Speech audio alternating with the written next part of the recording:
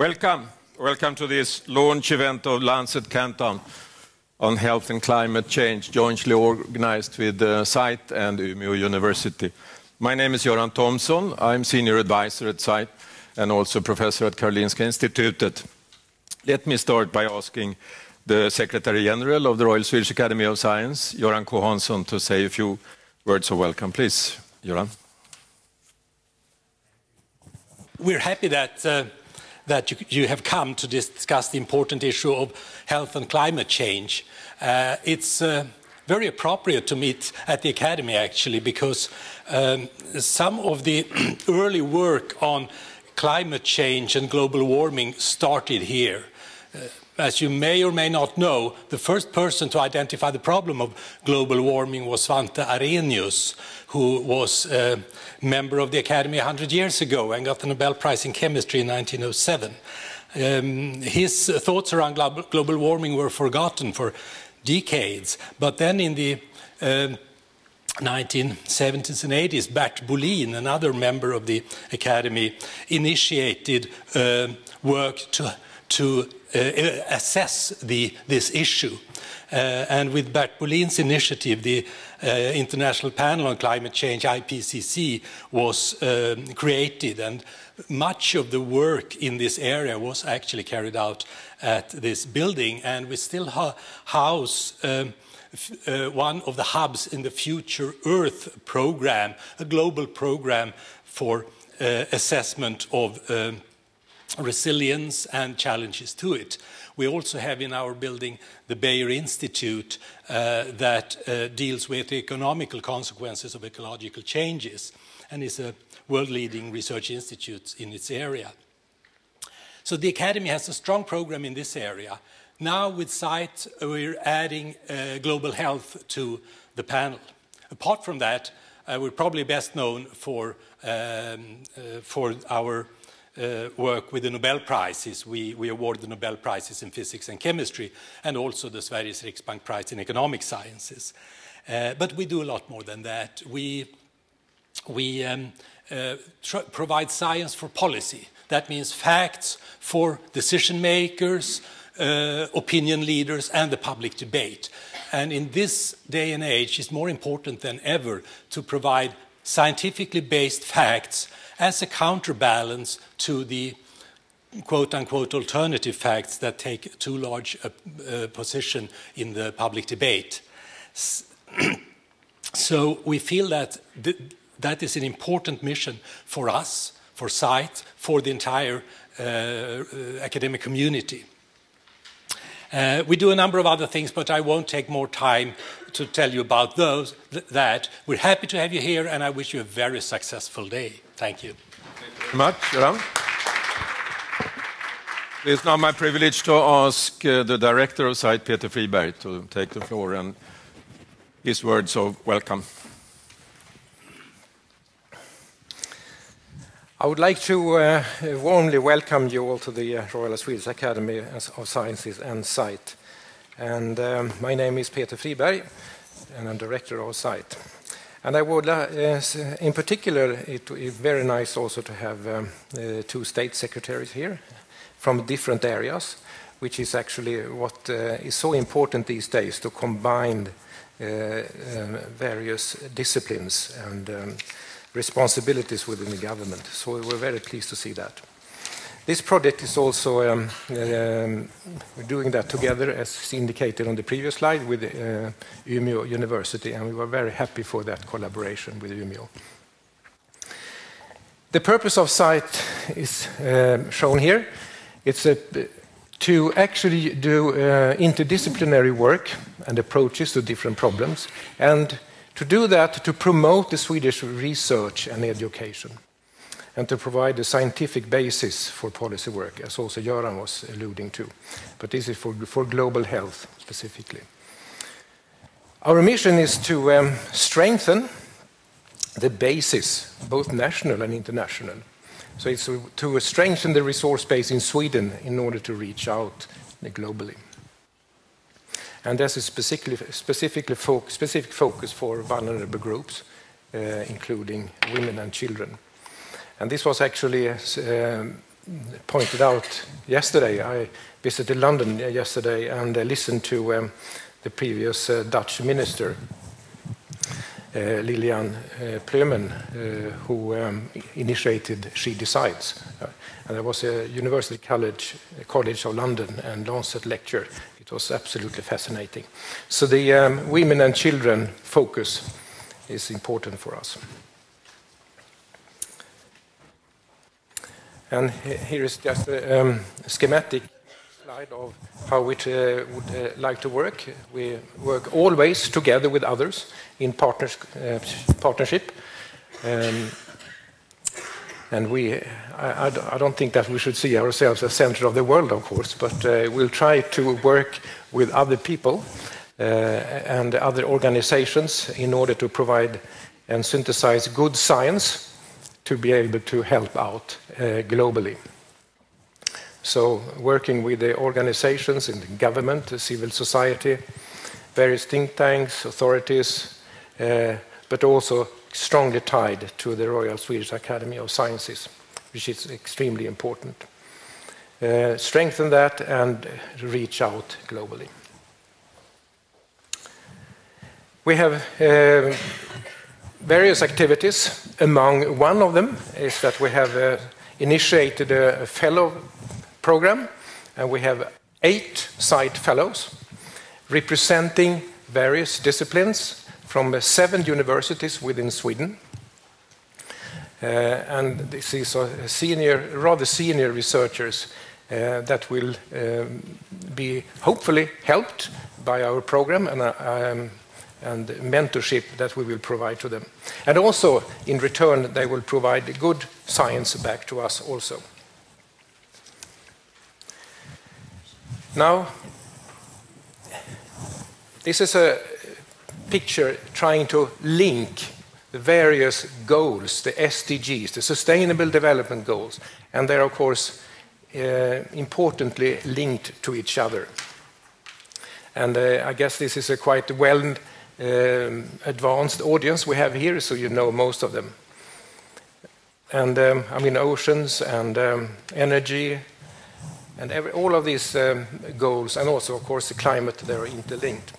But I would also like to point your attention that there are also other goals which will be very important when discussing climate, and that is also inequalities, of course, of health, the consequences of changes of the climate in different parts of the world, maybe not so much in Sweden, but in other parts where in poor resource settings.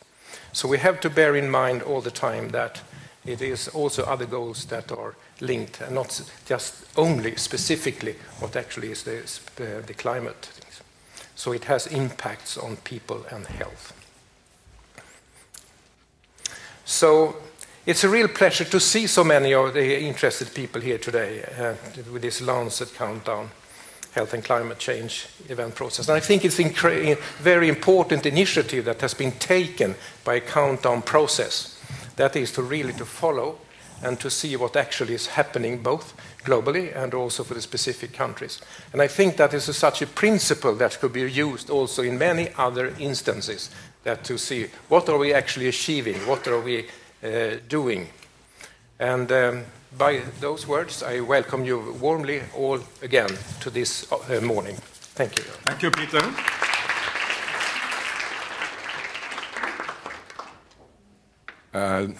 To be a moderator for this session, I had to do some homework.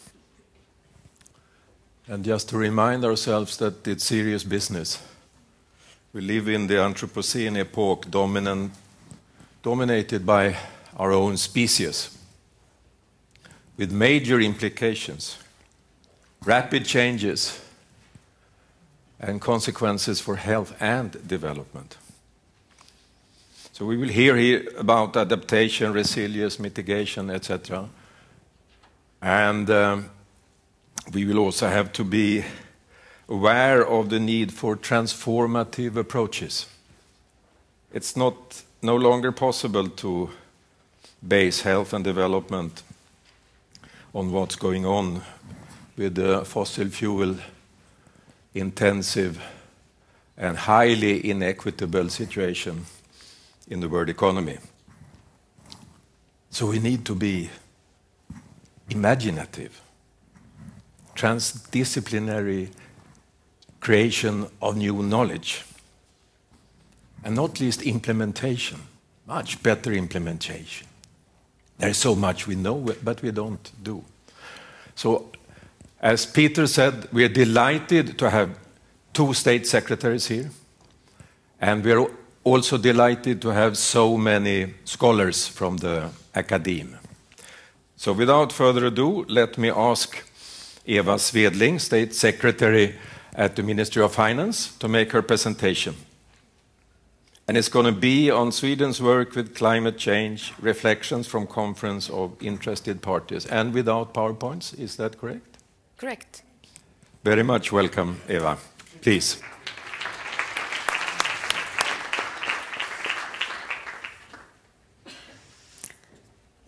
Thank you very much. And I'm also delighted to be here, given the opportunity to speak and outline the Swedish perspective on climate change and the government's efforts to tackle this global threat and challenge. Just starting by saying I'm responsible for climate at the Ministry for Foreign Affairs. I'm working with the Minister for Climate and International Cooperation, Isabella Lövin, and she has 2 state secretaries, one for climate and one for international cooperation. And we have put those 2 perspectives together, which is very good to see the climate agenda and the agenda for international cooperation as one. Climate change will have and already has far-reaching implications for human conditions and health, and human health. And only concrete action that stabilize the change well below 2 degrees, and we're all familiar with that 2 degrees, pointing to 1.5 degree, can prevent climate change from causing severe impacts on food production, water distribution, spread of pests, biodiversity, security, the migration situation and refugees, heat waves, and other weather-related disasters. Almost all aspects of human life will be affected. The loss of welfare and the economic consequences may be huge and far more huge than we can now imagine. And this in turn increases the risk for conflicts and poverty. Consequently, action is urgent and must be a truly global undertaking. Climate change affects everybody, and all nations must be involved in the global response. And I've just returned from the COP23 in Bonn, and the process under the Climate Change Convention is, of course, extremely important and aims at a global framework for international cooperation on climate change. It delivered an ambitious framework, as we all know, in Paris, and the task now is to establish the rules that make the Paris Agreement operational. And some progress was made in Bonn, but what I also saw was how difficult the process becomes when principles and goals are to be turned into concrete action. The process must speed up, and the parties have to take the joint task more seriously. Next year will be important, and we have the COP24 in Katowice. A process for the review of our ambitions will take place in the so-called process of Talanoa, and that will hopefully challenge the parties and spur them to raise their ambitions. However important the international processes are, action must begin at home. In that regard, the developed countries must show leadership. The aim of the Swedish government is that Sweden shall be one of the world's first fossil-free welfare states, and we want to speed up the transition to a greener and more sustainable society. And by taking that responsibility for our climate impact at home, we hope to show leadership and inspire to climate action internationally. In order to succeed in this green transition, we need a long-term and stable climate policy environment which has support both across parties and party lines and over time. Everybody, including companies, municipalities, NGOs, and private individuals, need to know where we are heading. And this is also the reason why in June this year, the Swedish Parliament adopted a climate policy framework with a very broad majority. And this climate policy framework includes the 3 pillars: new ambitious emission reduction targets, a climate act, and an expert climate policy council. And now we're just setting up this expert climate policy council, and this will be up and running by the 1st of January 2018. The basis for the framework is, of course, the targets. As a new long-term target, Sweden is to have 0 net emissions of greenhouse gases into the atmosphere by 2045 at the latest. And right now we're seeing an increasingly rapid technological development which will support reducing emissions, not least from transportation sector, which represents about 1/3 of the Sweden's emissions of greenhouse gases and about half of the emissions outside the EU emissions trading system. This is an enormous potential. There is an enormous potential in new sustainable fuels, in electrification and other innovations, as well as moving freight from roads to railroads and sea lanes. The Parliament has also approved a target that emissions from domestic transport, excluding domestic aviation, will be reduced by at least 70% by the year 2030, and that's compared to the year 2010, which is a very ambitious target. These are goals that require emission reductions and a green transition in all sectors. The goals may seem ambitious, but they must be viewed against the background of the serious situation we are now facing, and which is clearly outlined in the recently published report from the World Meteorological Organization. 2017 is set to be in top of the 3 hottest years with record-breaking extreme weather. Global mean temperature for the period January to September this year represent an approximately 1.1 increase in temperature since the pre-industrial period. The global warming seems to be accelerating, which is very alarming. Moreover, greenhouse gas concentrations rushed to new records. Concentrations of carbon dioxide in the atmosphere raised at a record-breaking speed in 2016 to the highest level in 800,000 years, according to the World Meteorological Organization's Greenhouse Gas Bulletin. The abrupt changes in the atmosphere witnessed in the past 70 years are without precedent. There are strong words. These are strong words from an organization that used to be moderate and careful in its statements. But that is not enough. The WMO continues and concludes the following. Recent research shows that the overall risk of heat-related illness or death has climbed steadily since 1980, with around 30% of the world's population now living in climate conditions that deliver prolonged extreme heat waves. Between the year 2000 and 2016, the number of vulnerable people exposed to heat wave events has increased by approximately 125 million. In 2016, 23.5 million people were displaced during weather-related disasters. Consistent with previous years, the majority of these international displacements are associated with floods and storms and occurred in the Asia-Pacific region. All these numbers point to the fact that climate change has vast health implications.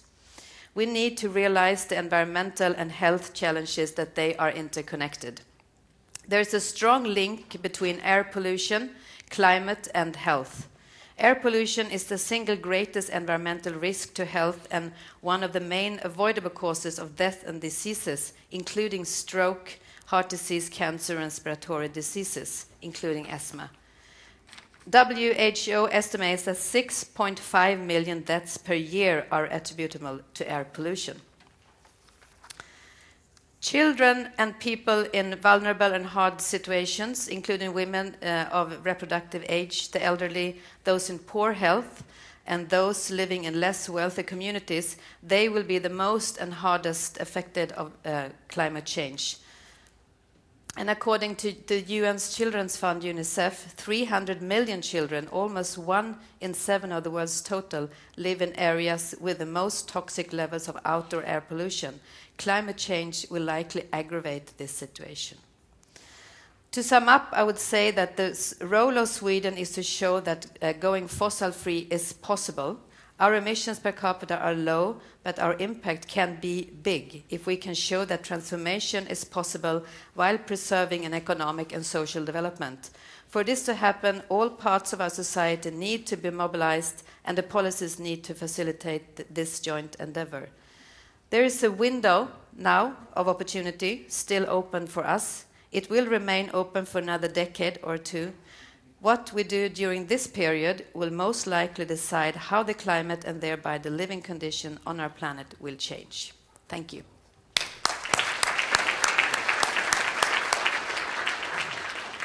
Thank you so much, Eva, for both sharing some very alarming facts, but also that action is ongoing, needed, and Swedish leadership is there. So, questions from the floor? A few. There are 2 running microphones, I hope.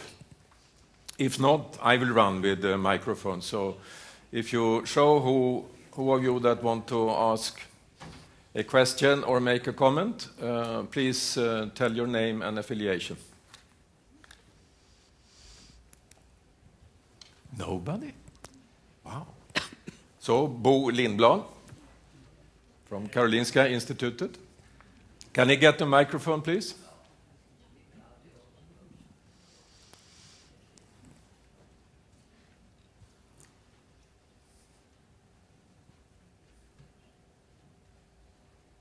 I am a professor emeritus of international child health in the world, and we have since very long a project in South Asia. And I can see, as you represent the Foreign Office, a great danger to the present increase of the present situation between the countries of South Asia. The problem has nothing to do with religion. It is a matter of water. And the water, already now, is the reason before that 2 of the major countries of South Asia has been fighting 3 wars. The question of Kashmir is water. And we can already see that it is diminishing. And when the glaciers are going to melt, the people of South Asia, which is a considerable amount of people, will end up in another conflict that I see as, for that region, a very major problem. So what I see is not only a matter about increasing the water, but control of the water, because we have also floods that has recently caused a great problem. Now, the lack of water will, of course, be very important for the pregnant woman, the unborn child, and whatever comes from that. Thank you. Thank you, Bo. You want to comment on that, Eva? Or Just the fact that it's only the beginning what we're seeing now, I think. I think we will see more of this severe conflicts related to natural resources and climate change, and we will see more of severe migration and poverty and conflicts that are coming from conflicts of natural resources and land. One more question, please. Uno Svedling, retired professor, Stockholm University Resilience Center. My question is around the argumentation you showed very nicely, by the way, between climate and other sources of problems, like the health problems. Do you consider that internationally the link to the health issue is going up, or is it so that there are other connections as well being on equal par? So what's the relative balance of the argumentation internationally and in Swedish policy? Very interesting question. I think we have a good help in the SDGs, connecting all the perspective in that agenda. But definitely the most obvious connection and interlinkage that it's spoken about right now is between climate change and health.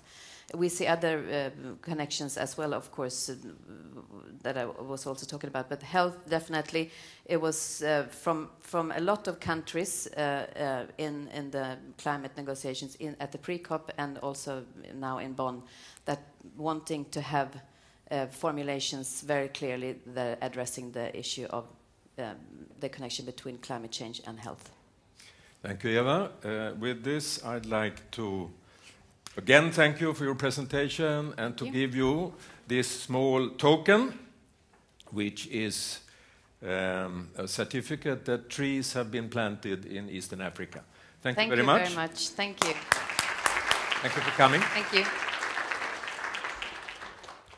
Right, let's move on. It's now my privilege to ask the State Secretary from Ministry of Health and Social Affairs, Agneta Karlsson, to take the floor and make her presentation. And also, in your case, no PowerPoints. No That's PowerPoints. correct. Warmly welcome, Agneta. Thank you. Thank you very much, and thank you for the invitation to be here on such an interesting event that you have today. Climate and health are both high priorities for the Swedish government, and as you will hear, both some of my the things I will say will overlap what Eva says, but that really shows how important we think these issues are, and that me, as working at the Ministry of Health, working with WHO and global health issues, that we are working very interlinked and very much together. So you have to bear with some repetition here, I think. Anyway, when it comes to climate change and working with that, progress has been made. Traditional pollution threats, such as contaminated water and wood cooking fires, have decreased due to successful development work. However, much more needs to be done to tackle these threats. And in addition, we know also that modern pollution deaths are rising quickly. We know, for instance, air pollution leads to heart disease, stroke, and lung cancer. That's just one example of many.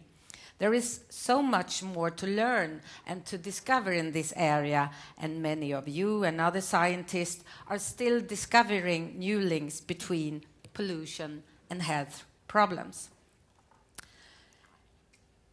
Health related to climate is also a matter of equality.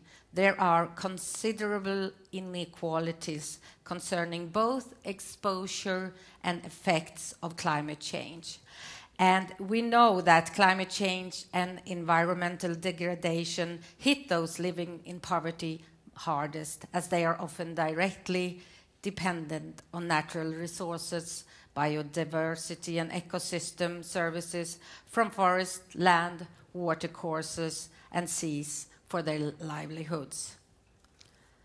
Climate adaptation, disaster risk reduction, and sustainable use of land, forests and water can mitigate the negative consequences of climate change and natural disasters. It can help to reduce poverty, safeguard food security, and thus reduce the risk of humanitarian crisis, as you were mentioned here earlier. And one of the goals of the Lancet Commission was to raise awareness and to mobilize political will. Beating pollution is a winnable battle if there is a political will, and at least here in Sweden there is. In 2016, as Michael Eva mentioned, the Swedish government adopted a new policy framework for Swedish development cooperation and humanitarian aid. Both work for tackling climate change and improving global health, and there are part and priorities within this framework. And the Swedish government views climate change as the key issue of our age. climate change affects people's development opportunities and health, increases the risks of conflicts, poverty and hunger, undermines human rights, and also a growing cause of forced migration. Climate change has both direct and indirect effects on pathogens, leading to new infections or changes in patterns of known ones. This has implications for the health of both humans and animals, as well as for food production. And health effects from climate change lead to great welfare loss and economic consequences. Simply put, it's more expensive not to act than to take action against, for example, pollution and climate change at large. And however, research shows that countries at all income levels are able to restrict their climate impact and still attain economic development and better living and working conditions. And this opportunity must be seized. We know that there are a number of policies which can be put in place which will enable people to make healthier decisions and which will have a positive long-term climate impact. The long-term policy direction of Sweden is to be a role model in including environmental and climate aspects in development cooperation.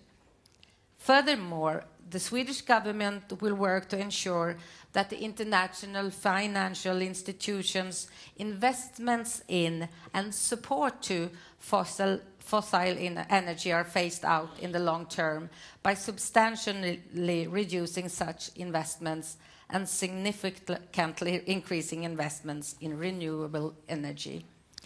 And this will, of course, have a positive health impact. There is, however, a need to expand knowledge on the links between health, environmental and climate issues, and on solutions, in part through capacity building of agencies, academia, civil society, organizations and media. And here, of course, you all play a very important role. Another highly valued issue for the Swedish government is health and the contribution to building strong, sustainable and resilient health systems. Resilient health systems create conditions for managing health threats when they arise and, more importantly, to prevent them. It is important to consider climate change as an underlying cause of such threats.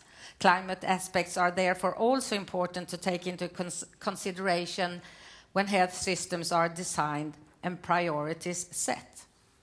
The 2030 Agenda and the Sustainable Development Goals give us an opportunity to move forward in our efforts to improve global health.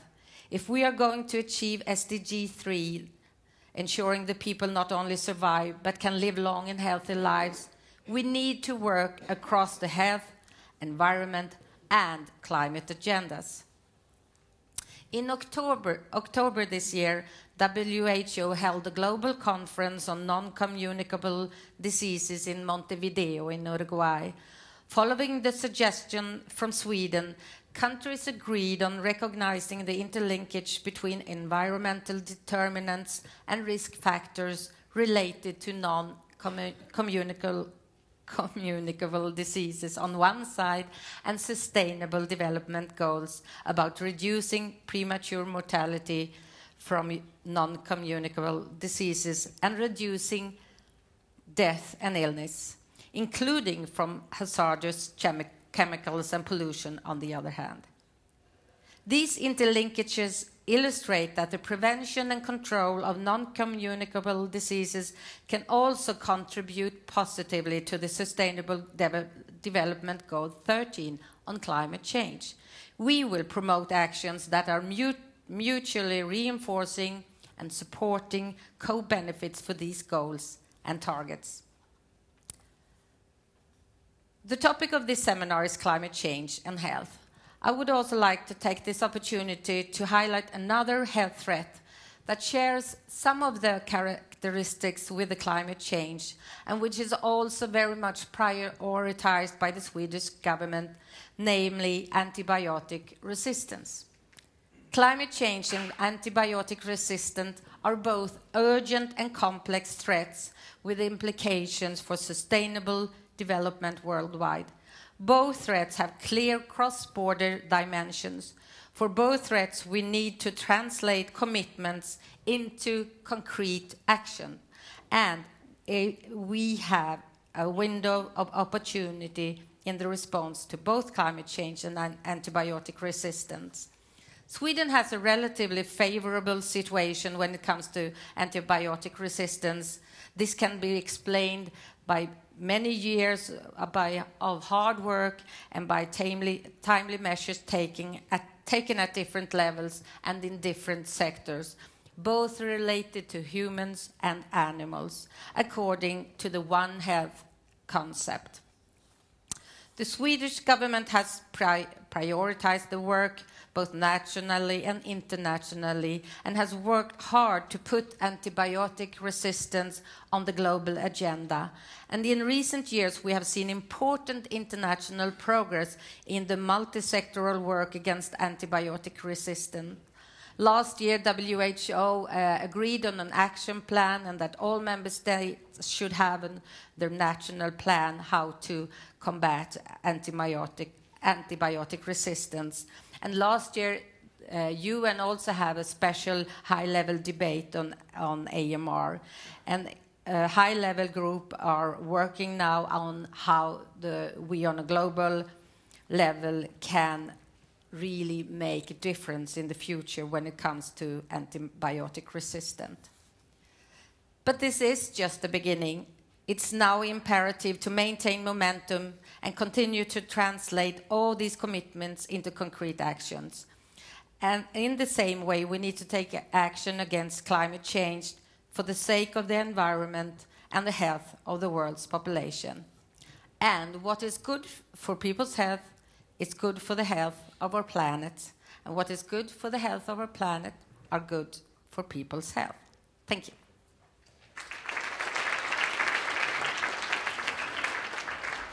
Thank you so much, Agneta, and also thank you for reminding us that Sweden has been, is, and wants to be a role model. Yes. And I think on the issue of antibiotic resistance, it clearly has, and with the support of people like yourself and other departments. Now, I also liked how you talked about the interlinkages. And I think, Johan, you will bring that up when you talk about the Sustainable Development Goals, because there is a window of opportunity here now. Yes. A fantastic window of opportunity. And Sweden should not neglect and forget the very good will we have in capacity building. So I will finish with that and allow one question before we move on to next. Anybody who would like to ask? Yes, in the middle. Please state your name and affiliation. Hello, thank you very much for your talk. My name is Dasha, and I'm a research intern in Karolinska Institutet. So I'm very much impressed by all the policy changes that are being made in Sweden. But I have a question regarding the climate action. So since you mentioned that one of the priorities for Swedish government is the sustainable use of land and water, as well as antimicrobial resistance, I was wondering if there are any policy that in regards to animal agriculture, as this is the major source of antibiotic usage, as well as important source of greenhouse emissions. Thank you. Thank you.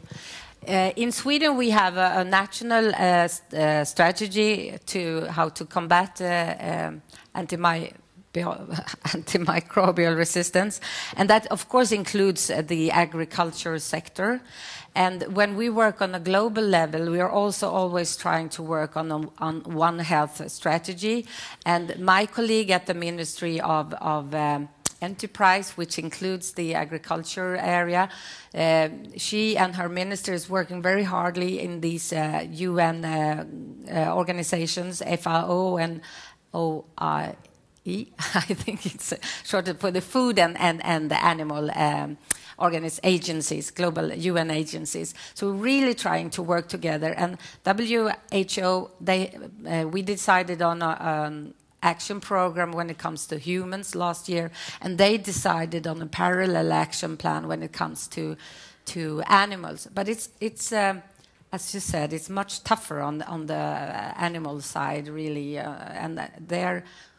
I think Sweden can be even more a role model maybe on the agricultural side than on the human side, because there are some other countries that can help on the human side. But I think really on the agriculture side we can make a difference, well, in both areas. Thank you so much, Agneta. This is for you. Thank you for coming. Thank you. Have a good day.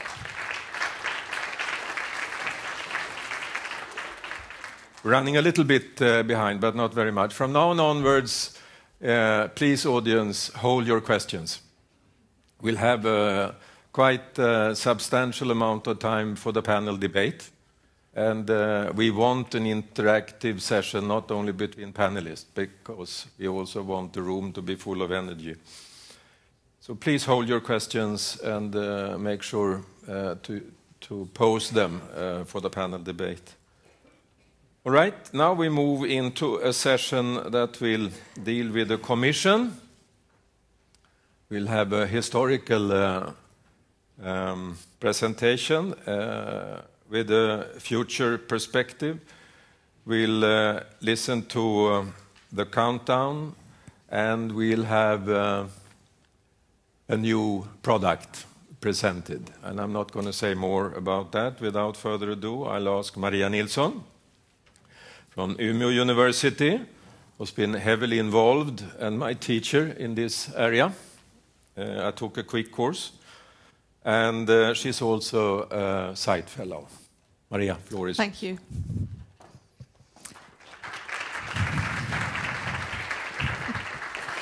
Ladies and gentlemen, really nice to be here with you today to talk about the Lancet Commission leading into the Lancet Countdown process.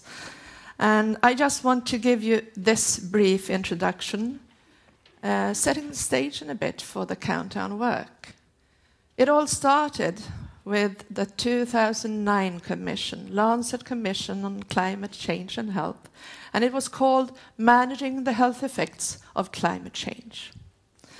And the conclusion from that commission was that climate change was the greatest threat to global health in the 21st century, which of course is very alarming, but we have to also accept that this is a very, very serious issue that we have to deal with. In 2015, 6 years later, the next product was presented, and that was the 2015 Commission, and that was called Climate Change and Health, Policy Responses to Protect Public Health. So this, of course, gives some clues also that this is serious, but there is also gains if we handle this wisely. The mission of the 2015 Commission was to map out the impacts of climate change and also to understand the necessary policy mechanisms that we need to introduce in order to protect global health and to be sure that the highest standards available of health would be there for populations worldwide. The Commission was an exciting work, of course. We were about 40 researchers working broadly on the Commission. And it was an independent, international research collaboration. And we aimed at establish and provide an overview of the many aspects, the many relationships between climate change and health, the health risks, the community resilience and adaptation, the health benefits from having policy interventions implemented, technical, economical, financial, and political mechanisms that were necessary also to have there. The themes were broad. We sorted the work in 5 groups, 5 thematic groups, and we also had a very broad dimension of disciplines in the work. We worked together, public health experts, epidemiologists, political scientists, biodiversity experts, engineers, political sciences, public policy experts. Well, I could make the list very long. So it was a truly transdisciplinary work. Even though we were in 5 thematic groups, we also mixed between the groups. We had 2 integrating editors, one for mitigation and the other one for health, because we have, as I said, all those disciplines, and we were going to have health in the core as we were going to produce this for the Lancet. And I had the role as integrating editor for health in this process. We have already, the previous presenters have already talked about health and health impacts. And the primary pathways of linking climate change and health have direct and indirect mechanisms. And here on the slide to the left we have direct effects, storms, floods, drought and heat. And all have severe implications. And then we also have indirect effects on health from water quality, air pollution, land use change, and ecological change. And those effects, they are interact with social dynamics, producing health outcomes. And there are many different health outcomes, and we've heard about some of them.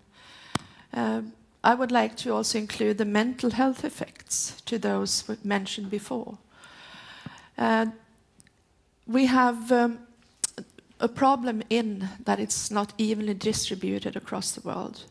And we also see that those are worst affected are women, children, and the poor people. So there is an equity dimension in this issue that we need to focus on to a greater extent, I would say. Low and middle income countries are affected the worst already, and they also have the less means to adapt, with heavier burdens of disease, greater exposures.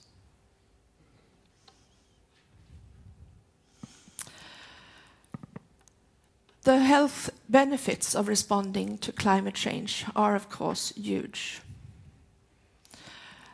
We had a great dissemination activity before the 2015 report was published, and also after, where we lecture for lots of different organizations. I myself lectured on link to US, participated in presentations for the American Public Health Association. We had presentations for the World Bank, for the French government before the meeting in Paris. We also had new alliances. The Archbishop of Canterbury also wrote letters supporting this. The Prince Charles also supported the work. So we had new alliances with new important actors as well. And I agree also with what Mrs. Agneta Karlsson also said, that we really have a good possibility of, well, we've seen that the health dimension has increased, the focus on health has increased over the years. The conclusion from the 2015 report was that responding to climate change could be the greatest health opportunity in the 21st century.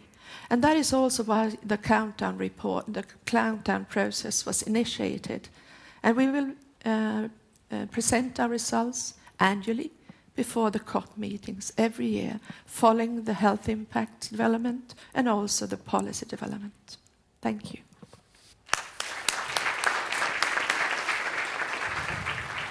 Thank you so much, Maria. And remember, save your questions for the panel, please. Now it's my pleasure and privilege to introduce Professor Howard Frumkin. I know. Thank you, Sarah, for reminding me that there is a movie. But I thought I should introduce Howard first, if I may. He's a professor of Environmental and Occupational Health, University of Washington. And you are in so many panels, boards, and committees, so time does not allow me to mention them. Warmly welcome, and first we'll see the film.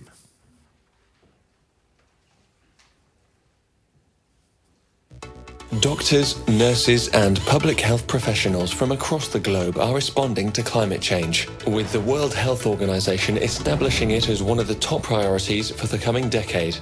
To inform this response, the medical journal The Lancet engages experts from every discipline in order to better understand the broad implications of climate change, providing a diagnosis and a prescription for an issue which could undermine the last 50 years of gains in public health. The Lancet Countdown, tracking progress on health and climate change, takes this agenda forward, monitoring the response to climate change and demonstrating what action, or the failure to act, means for our health. Its 2017 publication reports on 40 indicators across 5 key areas in health and climate change, with clear messages for health professionals and governments. The human symptoms of climate change are unequivocal and potentially irreversible, affecting the health of all populations today. These impacts are disproportionately affecting communities least responsible for climate change, and those who are most vulnerable in society, from a child in Kenya to a farmer in Australia. The delayed global response has put their lives and livelihoods at risk.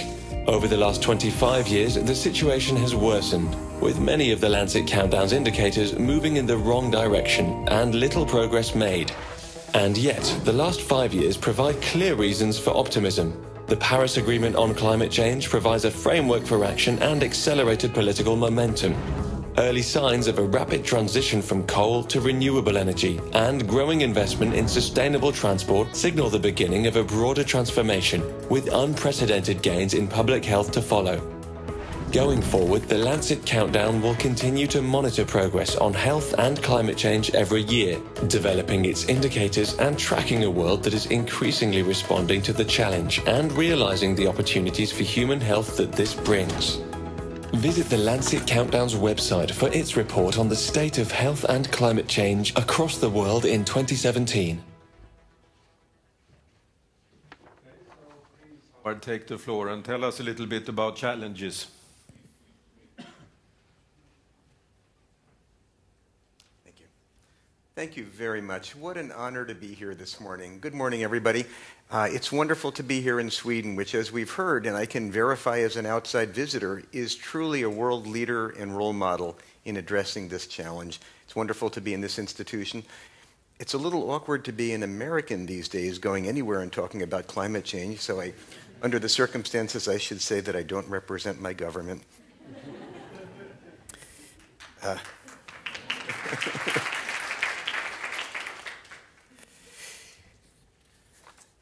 And not only that, I don't know how to advance the slides.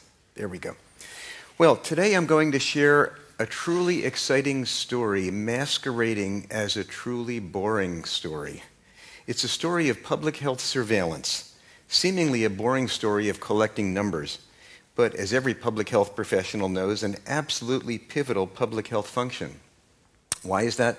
Because surveillance provides us with the data we need to identify problems, to track them over time, to monitor our progress in tackling them. Now, we do this routinely in public health for causes of death, for infectious disease occurrence, for motor vehicle crashes, for many outcomes. But until now, nobody's done this on a global scale across the full range of indicators for climate change and health. Until now. And that's the exciting part.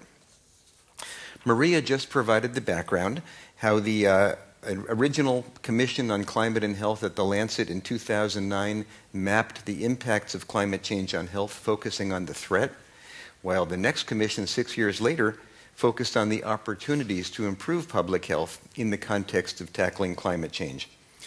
That commission in 2015 made several recommendations, one of which was to conduct ongoing surveillance of climate change and health.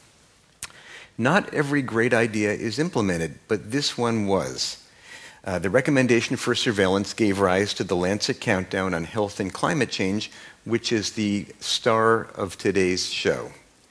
This is an independent global research collaboration dedicated to tracking the links between public health and climate change and reporting on these each year in the Lancet, the prominent British medical journal, just before the annual meeting of the UNFCCC, which, as you know, was held last week in Bonn. The Lancet Countdown is a collaboration of over 24 universities and research institutions, the World Health Organization, the World Meteorological Organization, and other partners. Part of the significance of the Lancet Countdown is in its framing of climate change for public discourse. For many years, the iconic image of climate change was that of the polar bear. This is a highly effective image for those of us who care about the natural world, including polar bears. But for many people, framing climate change as an environmental problem made it seem far off and not personally relevant. Climate change is sometimes framed as a scientific issue, highly technical, complex, full of uncertainty. That can also make the problem seem far off. In some places, climate change is seen as a political problem. This can engender controversy and impede prompt, effective actions. But when we frame climate change as a health issue, everybody cares. The Lancet Countdown is designed to help frame climate change exactly this way. Now, Maria showed you one complex diagram. I'm showing you another here, indicating that climate change affects human health through many, many pathways. The direct or primary impacts, such as injuries and heat stroke, are shown in the upper right part of the figure, most of them due to direct physical events, such as heat waves or severe weather events. Less direct impacts or secondary impacts are shown in the lower part of the figure. Outcomes such as infectious diseases are mediated by Earth system changes.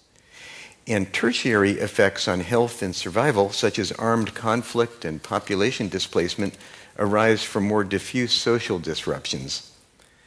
I show you this diagram not to overwhelm you, but to share with you the challenge of identifying indicators of climate change in health, because this is a complex phenomenon.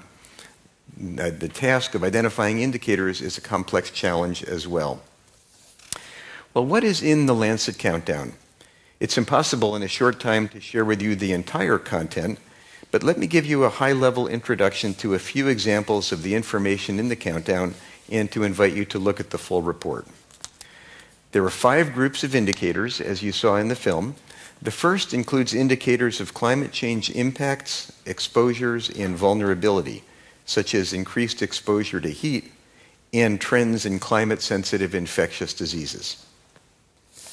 The second group includes indicators of adaptation, planning, and resilience, such as climate change risk assessments at the city level or climate-resilient health infrastructure. I should add that I've had the pleasure of working with colleagues here in Sweden on the work group that produced these indicators. The third category includes indicators of mitigation actions and the health co-benefits that result. These are indicators of progress. Examples include progress toward decarbonizing electrical generation, improved air quality, and infrastructure for sustainable travel. The fourth category consists of economic and financial indicators, such as funds that are divested from fossil fuels, the use of carbon pricing around the world, and levels of investment in adaptation actions. And finally, the fifth category measures public and political engagement with climate health links, such as levels of coverage in the media and in scientific journals. Let me show you just a couple of examples. We'll focus on Group 1, the indicators of impacts, exposures, and vulnerabilities. Indicator 1.2 looks at the changing exposure of people over age 65, an especially vulnerable target group, to heat waves. And you've had a preview of this already from Secretary Svedling.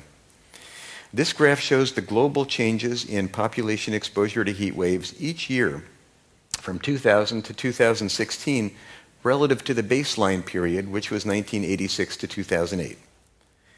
The indicator peaked at 175 million during the intense summer of 2015 and reached about 125 million in 2016, the most recent year for which we have data. Heat waves are serious public health events. They cause increased mortality, increased crime and violence, increased risk of kidney dysfunction, impaired sleep, reduced work capacity, and a range of other adverse outcomes. Indicator 1.3 tracks the change in labor capacity or productivity among exposed populations. The focus is on rural populations, those most likely to engage in outdoor labor such as farm work. This was one of the indicators that for me was most surprising. The plot on the left shows a 5.3% drop in labor capacity relative to the 1986 to 2008 average, with an especially steep drop in 2016. And the map on the right shows the areas most affected: South America, parts of Africa, the Middle East, India, and Southeast Asia, precisely the most vulnerable parts of the world, underlining the environmental justice concerns that several speakers have mentioned already. Reduced ability to work has severe consequences for health and well-being, from deepening poverty to reducing available food. In some countries, including both Sweden and my country, the US, country-specific reports have been produced to accompany the Lancet Countdown. You'll hear about the Swedish report as soon as I step off the stage. In the US report, we did this as well, and let me show you a couple of examples of country-specific indicators we developed. This indicator shows the prolongation of the allergy season between 1990 and 2016. With longer, warmer summers and higher carbon dioxide levels, plants such as ragweed bloom earlier in the spring, thrive longer into the autumn, and produce more allergen. In some places, such as Kansas City and Minneapolis, more so on the northern tier than in the southern part of the country, the allergy season has lengthened, in some cases by 3 weeks or longer, in just a quarter century. This means more days of headaches, runny eyes, wheezing, and other symptoms for allergy sufferers. Here's another US-specific indicator. Lyme disease has continued to spread over the last 15 years. The upper map shows affected counties in the year 2000, the lower map in 2015. You can see the spread of this disease, especially in the upper Midwest and in the Mid-Atlantic region. But the news isn't all grim. There is some good news to report. For example, Indicator 4.1 looks at global energy investments. From 2015 to 2016, even as total global energy investments fell slightly, the proportion of energy investment that went to renewables and nuclear energy surpassed 20%. And for the first time, fossil fuel investments fell to less than half of all energy investments. This indicator tracks progress toward decarbonizing our energy system, a crucial part of bending the climate change curve, or what we in public health call primary prevention. I'm not showing you the indicators of the transportation system, but there also are encouraging signs of progress in converting vehicles to alternative fuels and electricity. Indicator 5.1 on media coverage is of special interest. This indicator looks at global coverage of health and climate change in 18 high-circulation national newspapers over the last decade. Over this interval, newspaper coverage of health and climate change rose by 78%. The growth was driven by coverage in Southeast Asian countries, especially India. There was little change in North America or in Europe, so we still have some work to do. Greater understanding of climate health links can help drive both policy and behavior change. That gives you a taste of the kinds of indicators that form the Lancet Countdown. This is a work in progress. This year's launch is only the first of the Lancet Countdown releases, and we expect that in coming years, as we release a countdown immediately before each of the COPs, we will have better and higher quality data and more indicators. In the meantime, what is the bottom line? Well, the Lancet Countdown has 3 key messages this year. The first one relates to impact, emphasizing that climate change is a public health problem around the world today, especially affecting the vulnerable, but exempting nobody. The second key message focuses on the delay in the response across a number of indicators. We have lost time. There has been some progress, especially in adaptation, but over the last few decades, many indicators have gone in the wrong direction. Most fundamentally, carbon emissions and global temperatures have continued to rise. This is a message of urgency. The third key message is one of hope. It focuses on a recent acceleration in climate change responses, particularly in sectors that are of key importance to health. The energy revolution is underway. Transportation is beginning to move beyond internal combustion engines, and health adaptation efforts are on the rise. The Lancet Countdown will provide us with clear data. I would say with a dashboard, but that is such an automotive metaphor, with clear data on climate change and health for years to come. In a very real sense, it's a mirror, a way of seeing ourselves. And I don't mean that in the abstract. I mean each of us in this room, and reflecting the work we do as we double down on both primary prevention, or mitigation, and on public health preparedness, or adaptation. This is hard work, but I believe that in the end, the Lancet Countdown will have a success story to tell. Thank you for your attention, and I invite you to visit the Lancet Countdown website.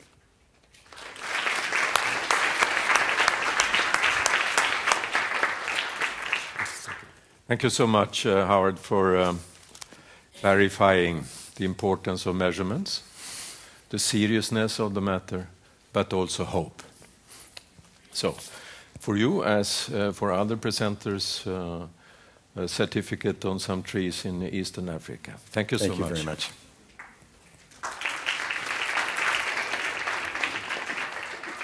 So let's focus and become a little bit ethnocentric now. Now about Sweden. And the new fresh product. Those of you that didn't see it when you entered, take it during coffee break. And this is a policy brief about Sweden. And the 2 authors both come from Umeå University. I think that even, as I see our Vice-Chancellor from Karolinska Institutet and myself being from Karolinska Institutet, we should be generous and acknowledge pioneering work that's been done in other universities. And Umeå has been leading here. So first let me ask Joacim Rocklöv, who is Associate Professor, to describe more about heat waves and mortality. And I have understood that you like to count and you like to measure. Yeah, I do, yeah. Thank you so much for... The floor is yours, Joacim. For inviting me here and to present on the Swedish perspective. So I've been working on the Lancet Countdown in general, and my research area is epidemiology of climate and weather. And for this talk, I'm going to zoom into how temperature changes in the air potentially affect health in Sweden, and look a little bit at the trends. And then I'm also going to look at the sea surface temperature in the Baltic and present some new results on how that's affecting bacteria infections. Doing that, I would also like to say that I'm also doing a lot of global health. So in the Lancet Countdown report, we in Umeå contributed particularly to the vector-borne disease indicators and exposure. Okay, so what do we see if we zoom into a few cities of Sweden in terms of average change in temperature over the year, going from South Sweden to the very north part of Sweden? We can see in some situations some trends. For this indicator, the Swedish indicator, we use the same reference period as the Lancet Countdown indicator, which was actually a global. So the patterns will not be as strong. But particularly in the north part of Sweden, northern part of Sweden in these last 15, 16 years, we see a change. For only that very short period of time, we can see some patterns in the warming and the anomalies in the annual temperature. I'd like to emphasize that to attribute those changes to global warming and carbon emissions, we should also make a bias correction, which hasn't done, and this is observational data sources from the Swedish Met Office. Okay, so we see some changes in temperature, average temperatures, and what do we see if we look at heat wave exposure? To be honest, the period of study, the period chosen by the Lancet Countdown is maybe not optimal for Swedish strong indicators. There is no increase in heat waves of temperature exceeding the 99th percentile of the local situation.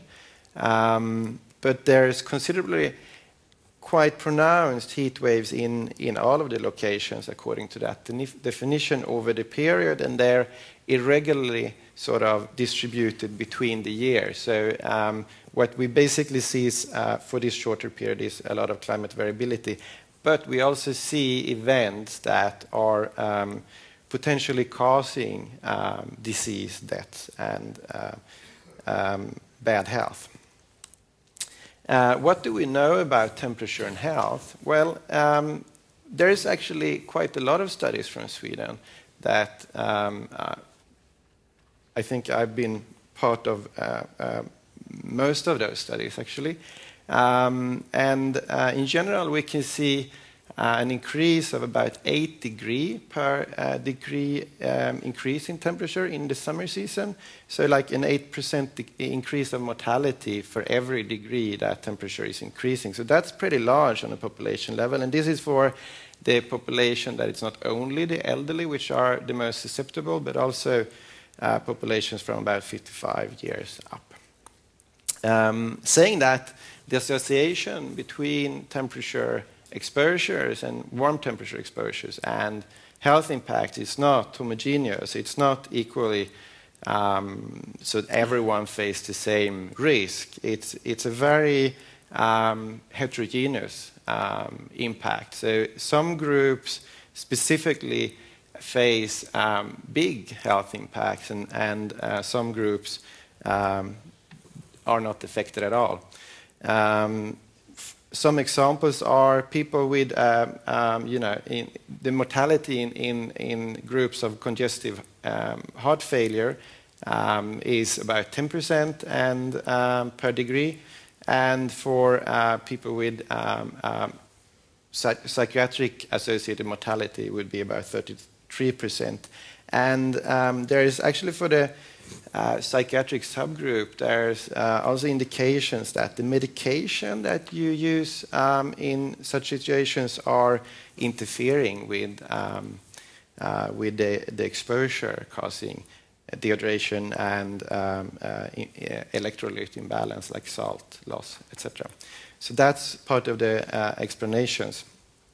Knowing that the exposure and the risk, particularly the risk, is different in the population, Åström concluded that it should be evaluated if protective measures should be directed towards susceptible groups rather than the population as a whole. And how exactly to do that is, I think it's an important question to tease out. Looking at heat exposure, and specifically with Sweden, which is a pretty cold place, in general, as we see outside today, for example, we should also talk about cold-related mortality. And what we see, looking at the registers for the last century, is that the cold-related mortality hasn't changed much at all. It hasn't. What we can see, it hasn't changed, while the heat-related mortality has attenuated a little bit. So we see potentially some adaptation to these situations, which is a good sign, actually. I'm going to cite Åström again. And he concludes that increase in the minimum mortality temperature, the optimal mortality, where there's lowest risks, over the course of the 20th century suggests autonomous adaptation within the context of the large epidemiological, demographical, and societal changes that occurred. Whether that rate of increase will be sustained with climate change is an open question. So we don't know that, and it's therefore very difficult to talk about the exact and absolute risks into the future.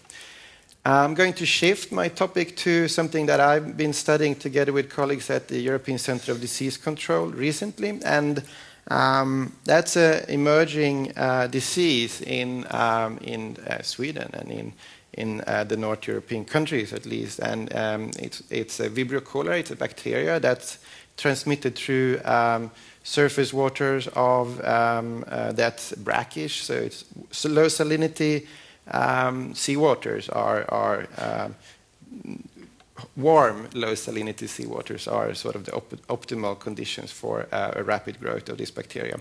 And that's why probably it's been introduced in the Baltic recently. It's mainly not notified in most part of Europe at all, so the understanding of the disease burden from this pathogen is pretty unknown or unexplored.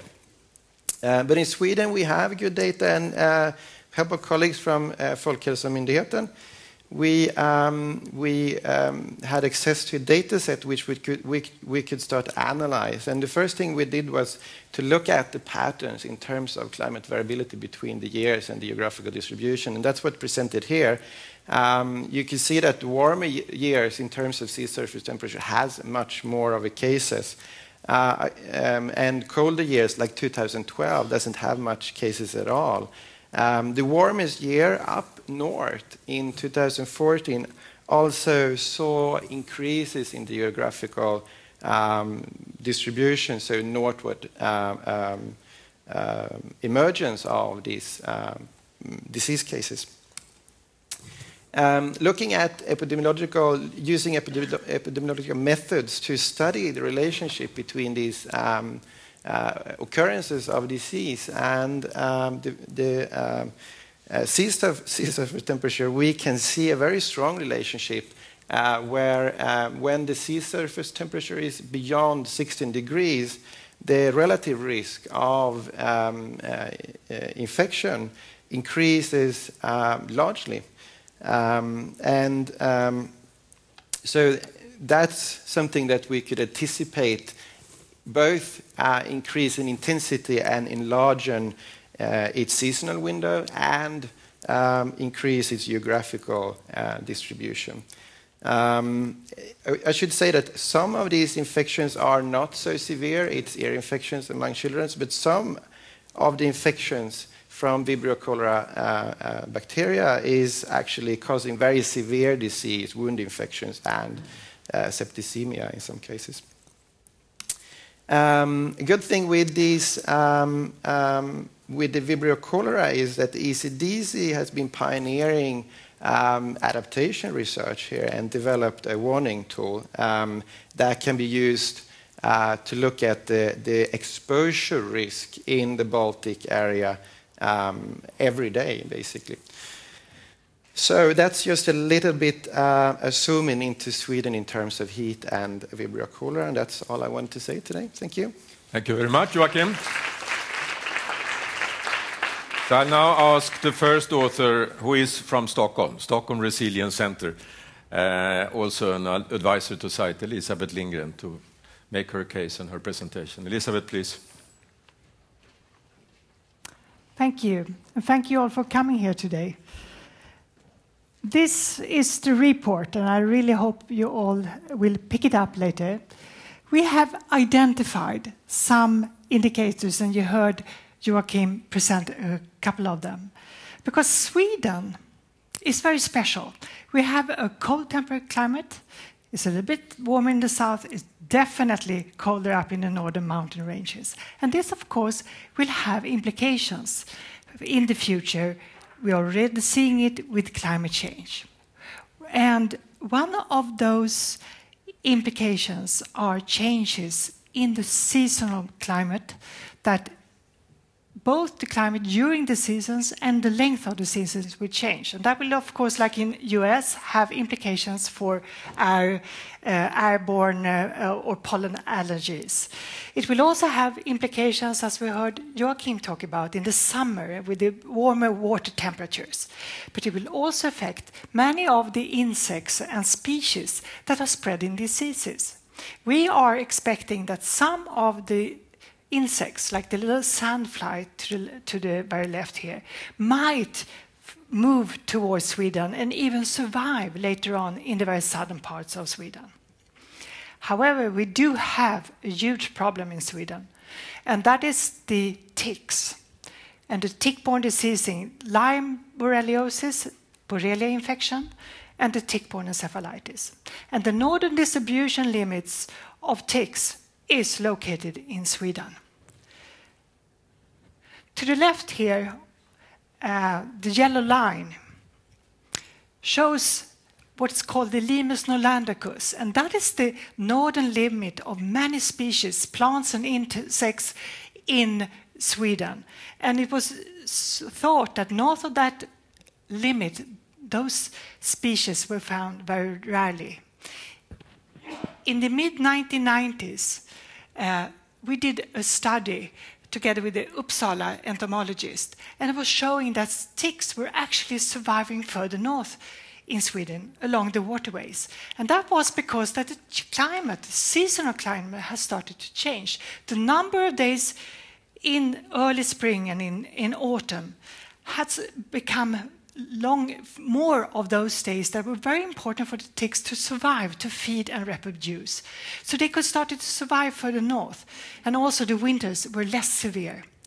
We did a follow-up study 15 years later in 2010, and we could see that this spread were continuing up north. And this is something that will continue to happen with climate change. We are already seeing that the seasonal temperatures are changing. Of course, it depends differently, going back and forth between years. But it is enough for many of the animals and insects and ticks and other species out there in nature to survive in new areas. So we will see changes in risk.